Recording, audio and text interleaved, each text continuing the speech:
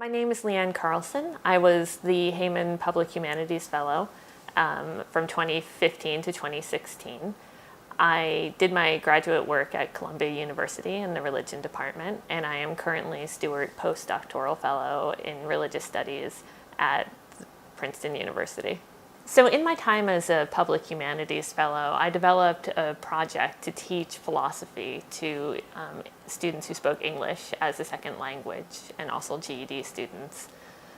I worked with a New York Public Library branch I'd had previous contact with and ran seminars for advanced students who did not have English as a native language, where we read philosophical texts primarily on the problem of evil and questions about morality that came from that. I had previously been teaching GED students on a volunteer basis as I was pursuing my PhD. And while I was there, I started noticing that there was a deep disconnect between the intellectual level of the material and their linguistic capability.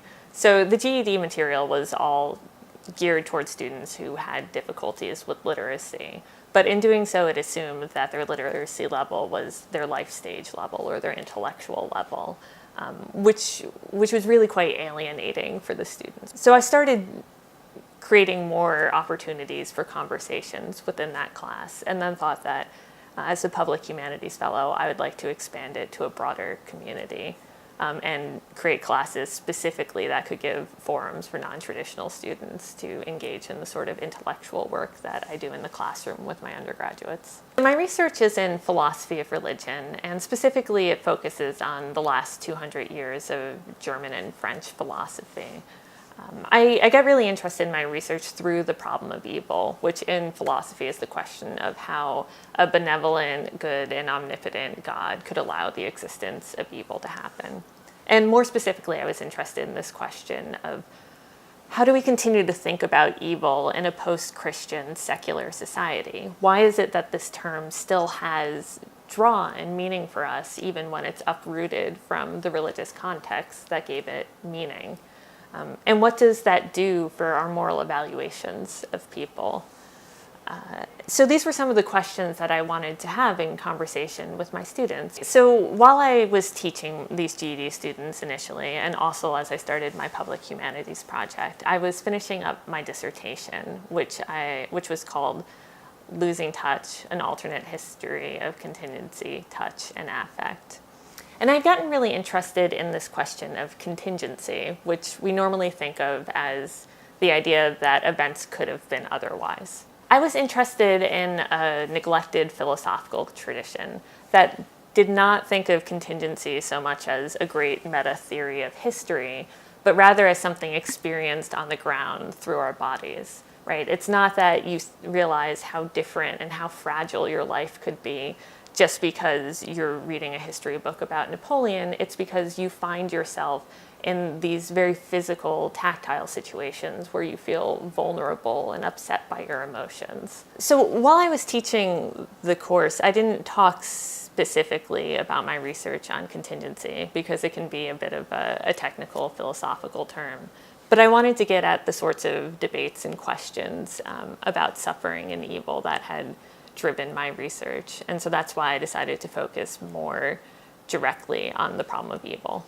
When I think about my work with the GED students and what sort of benefits that brings, I think it's really twofold. One, I think there really is an intrinsic good to giving people a space to debate these questions about suffering and evil and meaning. But I also think that there's a more practical issue, right? The GED and courses preparing for the GED, it's all about a test, right? It's about showing your reading comprehension. It's about filling in the correct multiple choice. And those aren't really the skills that you need in college. And so by creating this sort of form, I'm also providing an opportunity for people to get acclimated to college life. I also found the experience really helpful and surprising for my own rights. So one of the texts that I taught, for example, is this piece called Moral Luck, that is asking the question, why is it that we feel able and capable of judging people as guilty, even when we know all of the different ways in which their actions are not under their control? And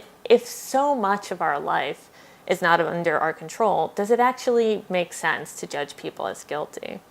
So I actually find this pretty persuasive, but my students thought this was a terrible idea, just completely a way of dodging responsibility. And that turned out to be really useful for me because it forced me to take a little bit more seriously the counter arguments about this, that there is something about this whole idea that makes so much sense to me as a philosopher that is just intuitively idiotic to my students. And if you're really interested in moral philosophy that's grounded in people's lives, I think that it's important to take that into account. At the moment, I'm working on a couple of different projects. I'm just sending off my dissertation to a book publisher shortly.